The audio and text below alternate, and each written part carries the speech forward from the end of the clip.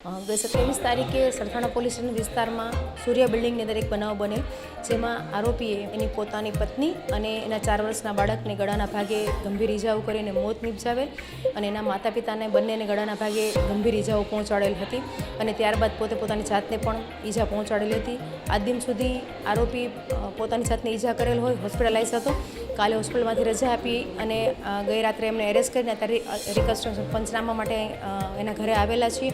અને બનાવ કેવી રીતે બનાવને અંજામ આપેલો હતો એ બાબતે જણાવતા એની પત્ની સાથે અગાઉ પણ ઓનલાઈન બિઝનેસ અને નાની નાની બાબત ઉપર એની પત્ની સાથે ઝઘડો થતો હતો અને આગલા દિવસે ઝઘડો થયેલો હતો અને સવારે પણ ઝઘડો થયેલો હતો આ બાબતે. અને એ ગુસ્સો કરી અને એને ઘરમાં રાખેલું છરી વડે પત્નીને અને બાળકને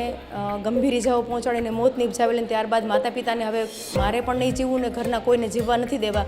આવું કંઈ વિચારી અને માતા પિતાને અને બંનેને ગળાના ભાગે ગંભીર ઇજાઓ કરી